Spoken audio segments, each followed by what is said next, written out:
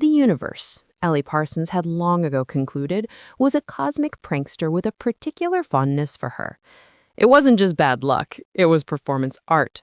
Her life was a meticulously crafted, long-running slapstick routine, and she was the perpetually bewildered star. Since the onset of puberty, an event marked by an unfortunate incident involving a borrowed training bra, a science fair volcano, and the school's most popular boy, Elli had navigated a world where Murphy's Law was less a guideline and more a religious text. This cosmic vendetta had, however, paradoxically led to her career. She was the proud owner of The Accidental Baker, a charming little pastry shop where the motto was, "Perfection is overrated, but our buttercream is not." Her creations were divine, a testament to the one area of her life where chaos could be tamed into something beautiful and delicious. Today, however, she was taking her talents on the road, catering the annual St. Jude's Children's Foundation Gala. It was her biggest gig yet, a chance to prove that she was a legitimate professional, not just a walking anecdote. "Okay, Beatrice," she whispered to the five-tiered lemon and raspberry marvel sitting majestically on the gurney. "This is our moment. No sudden movements, no atmospheric pressure drops, no surprise gravitational pulls, just you, me, and a room full of people with deep pockets and a taste for artisanal sugar." Beatrice, the cake, remained stoically silent. Elli, looking as professional as her 5'2" frame would allow in a crisp white chef's coat, surveyed the ballroom. Crystal chandeliers dripped light into tables draped in navy linen. The city's elite mingled, their polite laughter a delicate tinkling sound. It was the antithesis of her life. It was calm, it was organized, it was terrifying. Her one point of focus, her North Star in this galaxy of grace, was the keynote speaker, Dante Amato, founder of Amato Innovations, a tech philanthropist who'd made his fortune developing sustainable energy solutions. He was also, to put it mildly, unfairly handsome, carved from marble with dark, thoughtful eyes, a jawline that could cut glass, and an aura of such profound calm he could probably talk a charging rhino into taking up meditation. Elli had been nursing a harmless, distant crush on him for months, fueled by magazine profiles and interviews where he spoke with quiet intelligence. "Just get the cake to the table, Parsons. Don't trip. Don't sneeze. Don't accidentally set someone on fire. The bar is low. Just slither over it." She began the perilous journey across the polished marble floor. It was going well. Suspiciously well. She was halfway there when a waiter, balancing a tray of champagne flutes, pivoted with the grace of a spooked giraffe directly into her path. Time slowed down. Elli saw the collision course. She tried to swerve. The gurney's wheel caught on the edge of the rug. It was a gentle tug, but in the hostile physics of Elli's world, it was a cataclysm. Beatrice, the cake, wallowed. She lurched. She performed a graceful, swan-like dive off the gurney. Elli's life didn't flash before her eyes. Instead, she saw a highlight reel of her greatest humiliations. The prom dress tucked into her underwear, the time she'd confidently quoted Socrates to her philosophy professor only to realize it was a Yoda quote, the incident with the seagull and the chili dog. This, she knew instantly, was destined for the Hall of Fame. The cake landed with a sound that was both a wet splat and the death of 1,000 dreams. And its target, its final, raspberry coulis splattered resting place, was the impeccably tailored suit of Dante Amato. Silence descended on the ballroom. The polite tinkling of laughter ceased. Every eye was on the tableau. The petite, horrified baker, the magnificent ruin of a cake bleeding pink all over the floor, and the city's most respected tech mogul who now looked like the victim of a Pepto-Bismol-themed horror movie. Dante Amato stood perfectly still. He looked down at the abstract expressionist painting that once was his Tom Ford suit. He blinked slowly, a dollop of lemon curd sliding from his lapel, onto his polished shoe. Ellie's brain rebooted. Her default defense mechanism, sarcastic self-deprecation, kicked in. Well, I see you've met my work.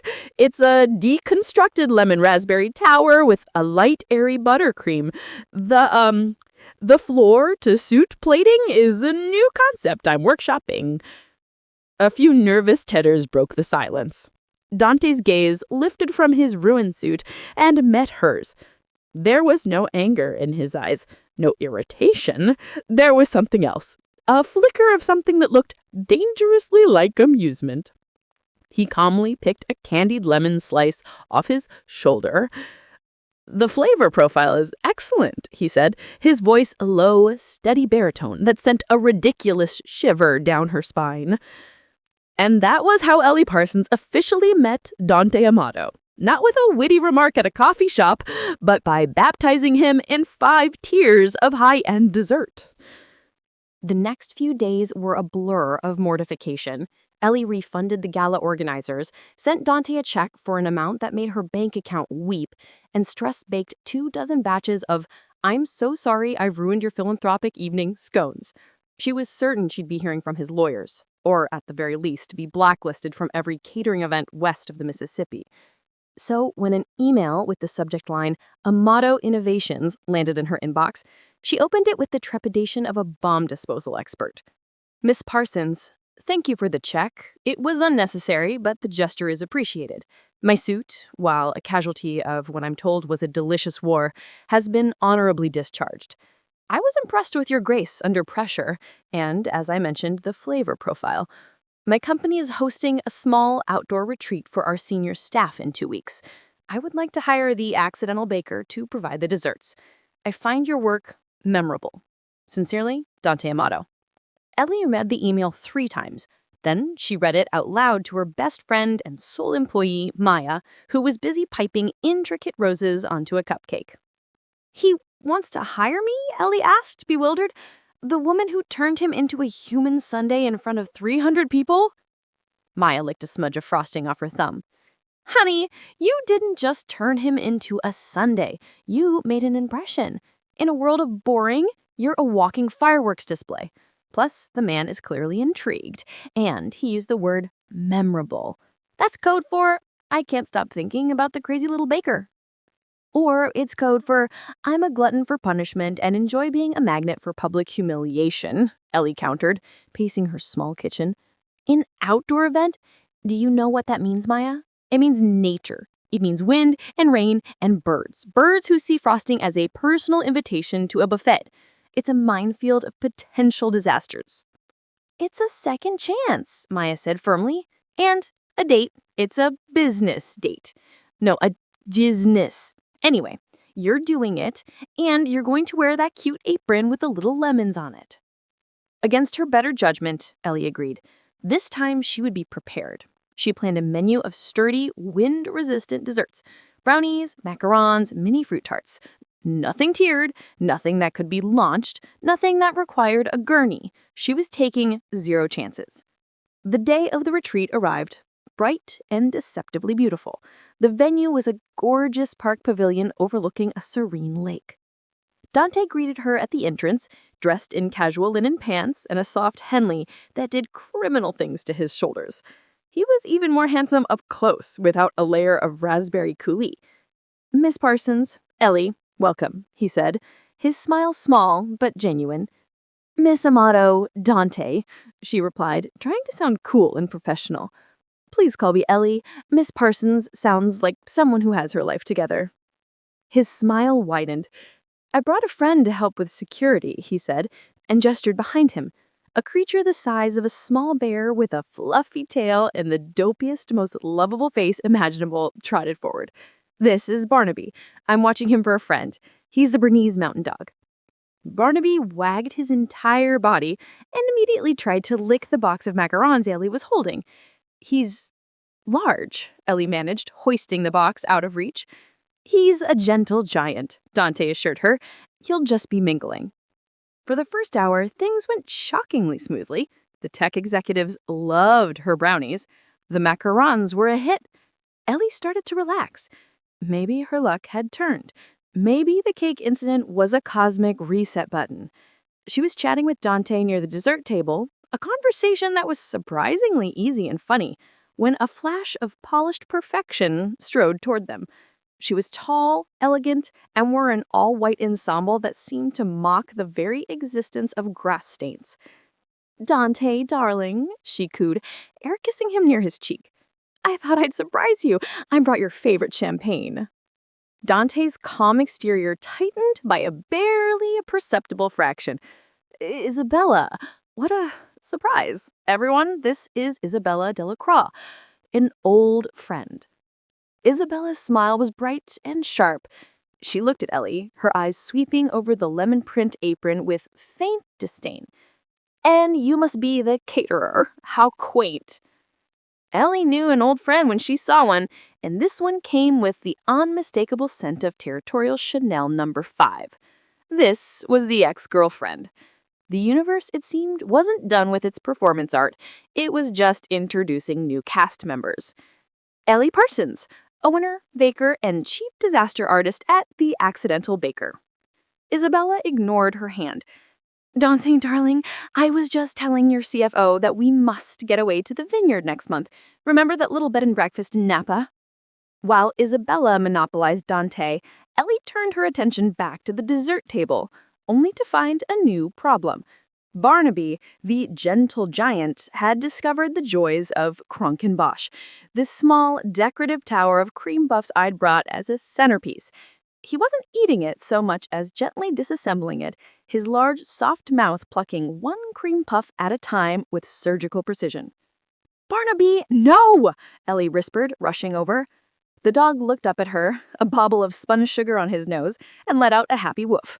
This woof was enough to startle a squirrel in a nearby oak tree. The squirrel, clutching a prized acorn, scrambled down the trunk, lost its footing, and dropped the acorn.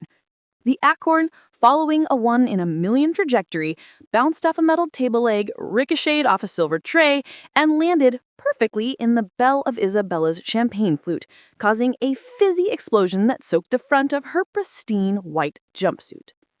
Isabella shrieked.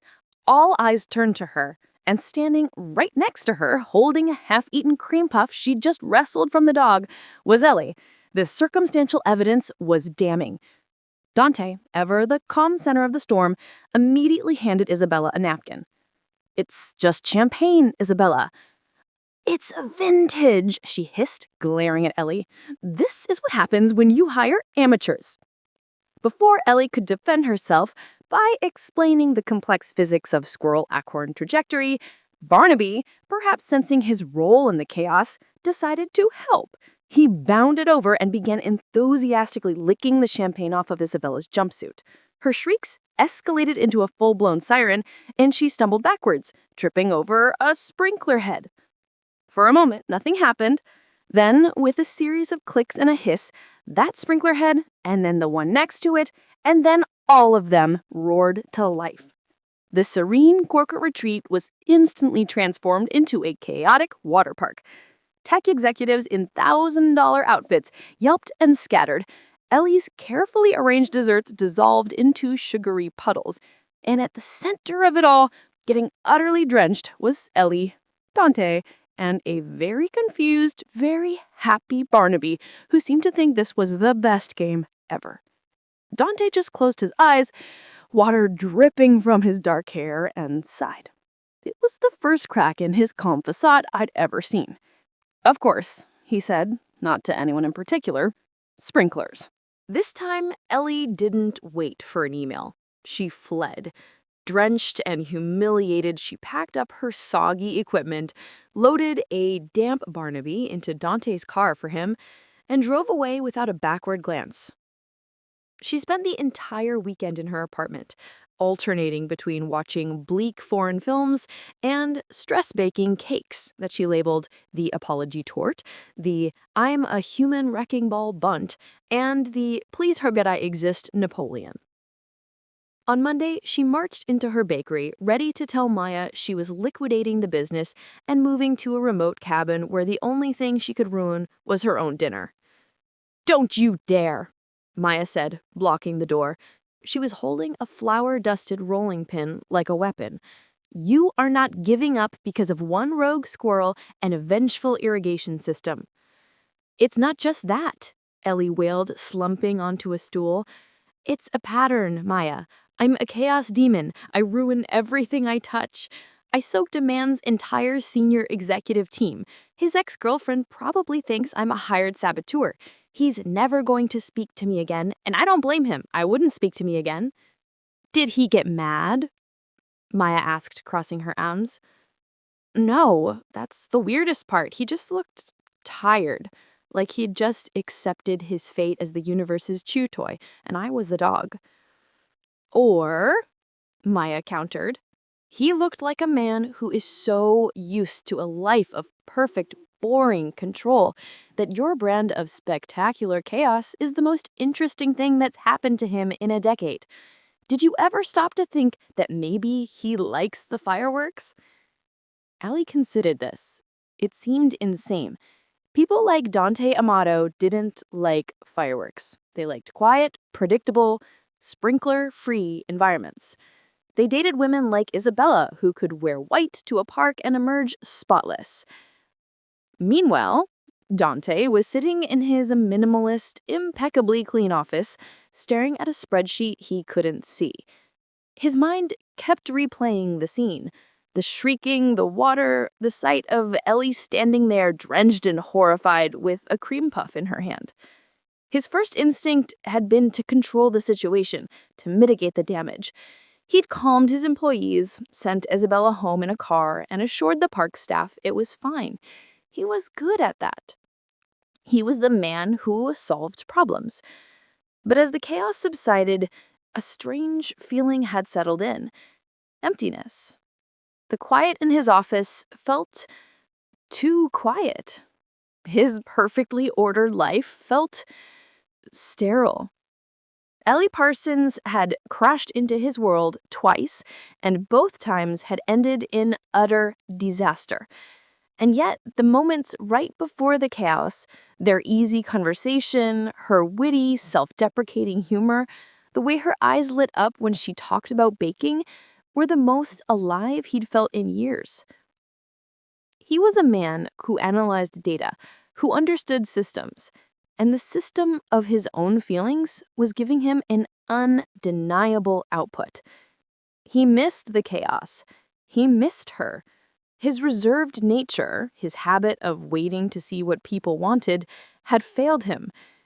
He had let her walk away because she was distressed, and he interpreted her want as the need for space. But what if she wanted something else? What if she wanted someone to stand in the sprinklers with her and laugh? He stood up, a decision solidifying. He had to fix this, but not in his usual, calm, detached way. He had to meet her in her world. He had to embrace the mess. 2 days later, Elli was trying to teach a class of 6-year-olds how to decorate cupcakes. It was going about as well as her corporate retreat. Frosting was in pigtails, sprinkles covered every surface but the cupcakes, and one boy was attempting to eat a piping bag. Suddenly, the bell on the shop door jingled. Elli looked up, expecting a parent, and froze. It was Dante Amato. He was holding a lopsided, slightly scorched cake box. Flour dusted his dark hair and the shoulder of his expensive-looking sweater. A smudge of what looked like chocolate was on his cheek. He looked completely out of his element and utterly, devastatingly wonderful. The children fell silent, staring at the tall, handsome man. "Uh-oh," one little girl whispered. "He made a messy." Dante's eyes found Elli's. He gave her a sheepish, uncertain smile. "Hi."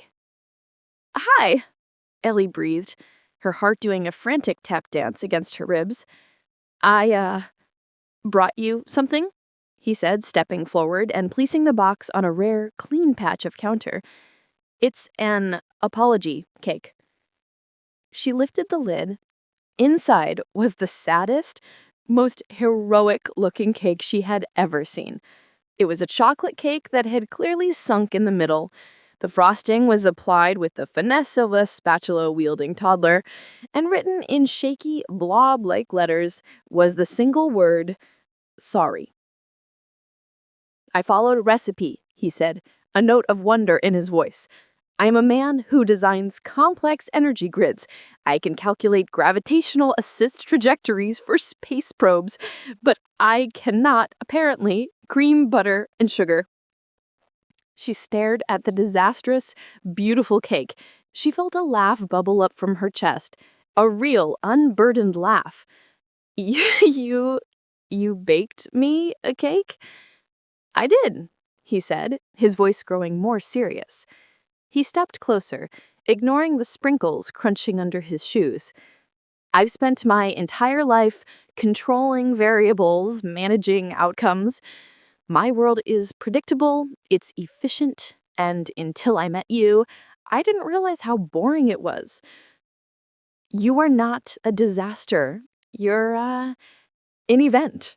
You're a spectacular, unpredictable, wonderful event. And my perfectly controlled life is infinitely better with you in it. I don't love you in spite of the chaos, Ellie. I think I love you because of it. I'm sorry if my calmness made you think I was judging you. I was just in awe. Tears pricked Ellie's eyes. He wasn't scared. He wasn't annoyed. He was here, covered in flour, offering me the most beautiful, pathetic cake I had ever seen. He saw me, not as a series of unfortunate incidents, but as an adventure. Your lettering could use some work, she said, her voice thick with emotion. He grinned, a full, unreserved grin that lit up his whole face. Is that a yes to a third attempt at a date? I was thinking something low risk, like sitting in a padded room on a different continent.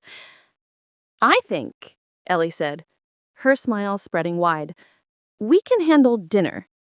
But I'm driving, and I'm choosing the restaurant, and you are not allowed to let Barnaby order an appetizer. He laughed, a rich, warm sound that filled the little bakery. He leaned in, and this time there were no flying cakes, no rogue squirrels, no vengeful sprinklers. There was just him and her and the sweet, chaotic promise of a new beginning. He kissed her then, a kiss that tasted faintly of chocolate and apologies and the delightful, messy, unpredictable future that lay ahead. A future where anything that could get in their way probably would. And for the first time in her life, Elli Parsons couldn't wait. From the corner of the room, a 6-year-old boy, his face a mask of green frosting, looked at the kissing couple and then at his friend. That's mushy, he declared wisely. Let's put sprinkles on him. The first few weeks of dating Dante Amato were, for Ellie, like living in a foreign country where she didn't speak the language. The language was calm. They'd managed 3 dates without a single natural disaster, act of God, or food-related assault. It was so profoundly normal, it was unnerving. Ellie kept waiting for the other shoe to drop, preferably from a great height and onto something flammable. I don't trust it, she confessed to Maya, dusting flour off a marble slab. We went to the museum and not one priceless artifact fell on him. We saw a movie and the projector didn't explode. We had dinner and the waiter didn't even trip. It's like the universe is lulling me into a false sense of security before it unleashes a plague of locusts on his penthouse. Maya, meticulously crafting a sugar paste peony, didn't look up. Or, and this is a wild theory, you're just a person on a date with another person, and the cosmos has better things to do, like spinning planets and creating black holes. You don't know the cosmos like I do, Ellie muttered darkly. It's petty. And it has a long memory. Her cosmic paranoia was put to the test when Dante made his next proposal. He found her at the bakery after her cupcake class looking unfairly relaxed in a gray cashmere sweater that probably cost more than her Evan. I have a proposition, he said, leaning against her counter and deftly avoiding a smear of buttercream. He was learning. If it involves gurneys, outdoor events, or territorial ex-girlfriends, the answer is a hard no, she said, trying to sound greasy. He smiled, that slow, steady smile that made her stomach perform gymnastics. It's the official launch party for my foundation's new youth STEM mentorship program. It's in 3 weeks, at the Science Center. I was hoping the accidental baker might provide the desserts. Elli froze, a piping bag of chocolate ganache held aloft. This wasn't just another gig. This was his thing, his passion project. It would be full of board members, potential donors, and the very children the program was meant to inspire. The potential for humiliation wasn't just professional, it was personal. "Dante, are you sure?" she asked, her voice small. "You're asking the woman who turned you into a cake mural and flash-flooded your executive team to cater an event for you on purpose." He stepped closer, his expression serious. "Elli, I'm not hiring my caterer. I'm asking my girlfriend, who happens to be the best baker in the city, to be part of something that means the world to me. I know what I'm getting. I'm getting you and your incredible desserts. The chaos is just a potential party favor." How could she say no to that? For the next 3 weeks, Elli operated with the precision of a military strategist. She designed a menu of fortress desserts. Structurally sound brownies, low-profile cookies, and untippable mini cheesecakes served in heavy glass ramekins. The centerpiece was a magnificent chocolate sculpture of the solar system, with each planet being a solid, non-projectile truffle. It was her masterpiece of defensive baking. The night of the event, the Science Center buzzed with energy. Children in blazers darted between adults, showing off their robotics projects and chemistry experiments. Dante, looking impossibly handsome in a dark suit, held her hand, his thumbs stroking her knuckles. "You're nervous," he said, his voice a low murmur in her ear. "I'm about to vibrate out of my own skin, Dante. There are 100 kids in here. That's 100 tiny agents of chaos. The odds of a buttercream-related incident just increased exponentially." "Everything is perfect," he assured her, just as a 10-year-old girl zoomed past them on a hoverboard she'd built herself. "See? Controlled chaos." For a while, he was right. The guests loved the desserts. Her solar system centerpiece was a huge hit. I watched Dante on stage speaking with quiet passion about giving every child the tools to build their future. And my heart swelled with a feeling so potent it almost scared me. I was starting to believe it.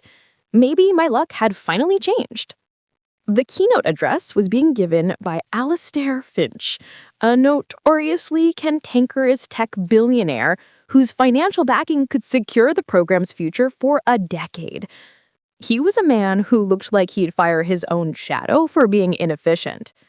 I watched him approach the dessert table, his steely eyes scanning my creations with what appeared to be grudging approval. He picked up a brownie. This was it. A moment of quiet triumph. And then I saw it. At the far end of the room near the junior volcanologist exhibit, a small boy named Kevin, who had earlier expressed a deep fascination with my chocolate ganache, was preparing his demonstration. His baking soda volcano was a thing of beauty, a papier-mâché mounting of impressive scale. He began to pour in the vinegar. He poured a little, then a little more. Then, seemingly deciding that more was better, he upended the entire gallon jug. Time once again did its slow-motion trick for Elli. I saw the foamy eruption, far larger and more violent than anyone anticipated. I saw it shoot not upward, but outward, thanks to a strategically angled crater. I saw the trajectory line up perfectly with a shiny, decorative steel panel on the wall. I saw the fizzy, sticky vinegar and red food coloring concoction ricochet. Alistair Finch didn't stand a chance. The wave of artificial lava hit him square in the chest, soaking his crisp white shirt and custom-tailored jacket in a grotesque, bubbly red stain. A gasp rippled through the room. The billionaire stared down at his shirt, his face a mask of thunderous disbelief, a half-eaten brownie frozen halfway to his mouth. Little Kevin burst into tears. Elli's blood ran cold. This was it. The Hall of Fame humiliation had a new entry, and this time she'd taken Dante's dream down with her. Before she could vaporize on the spot, Dante was in motion, but he didn't rush to Alistair Finch. He came straight to her. He put his hands on her shoulders, his gaze steady and calm. "Are you okay?" he asked softly, ignoring the frantic staff and the stunned silence. I ruined it," she whispered, her voice trembling. "Dante, I am so sorry." "You did nothing," he said firmly. He squeezed her shoulder, then turned to face the room. He walked calmly to the stage, taking the microphone. "Well," he said, his voice ringing with an unexpected warmth, "it seems young Kevin has perfectly demonstrated the first lesson of innovation. It's messy. It's unpredictable. And sometimes it explodes when you least expect it." He smiled at the horrified boy. "That was an excellent eruption, Kevin. A bit of an aiming issue, but the chemical reaction was superb." Then he turned his gaze to Alistair Finch. "Alistair, my foundation aims to foster the kind of uninhibited curiosity that leads to breakthroughs. We want to teach kids that it's okay to make a mess, to fail, to spill a little metaphorical vinegar on the path to discovery. This is what we're all about." He gestured around the room, to the kids, the projects, the sticky red puddle on the floor. "This isn't a setback. This is our mission statement in action." A stunned silence followed, then a ripple of applause. Alistair Finch looked from Dante to his ruined shirt to the teary-eyed Kevin. A strange crack appeared in his stony facade. He let out a short, sharp bark of a laugh. "Fine, Amato. You've made your point. My check will have an extra 0 on it, but next time, issue ponchos." Later, as the last of the guests departed, Elli was helping a crestfallen Kevin clean up his volcano. Dante came and knelt beside them. "You know," he said to the boy, "the first time I met Elli, she hit me with a 5-tiered cake. It was a much bigger mess than this." Kevin's eyes widened. "Really?" "Really," Elli confirmed with a weak smile. "It's kind of my signature move." After Kevin left with his parents, a signed contract for a lifetime supply of brownies in hand, Elli and Dante stood alone amidst the remnants of the party. "You were amazing," she said, finally looking at him. "You didn't even flinch." "I'm learning to embrace the presentation," he said, echoing his words from their first meeting. He took her hands. "Elli, don't you see? My life was a straight line. You've turned it into a beautiful, chaotic, spectacular constellation. I wouldn't trade it for anything." He looked at the chocolate solar system, where someone had swapped the Mars and Jupiter truffles. "It's so much more interesting this way." She leaned her head against his chest, breathing him in. The universe was still a cosmic prankster, but for the first time, she felt like maybe, just maybe, it was on her side. "You know," she said, a smile finally reaching her eyes, "I think you're right. But if we ever have kids, we're homeschooling them. In a bunker, with washable walls." Dante laughed, sound wrapping around her like a warm blanket. "It's a date." He tilted her chin up and kissed her, a long, sweet kiss that tasted of chocolate and victory, and the quiet promise that whatever mess came next, they would clean it up together.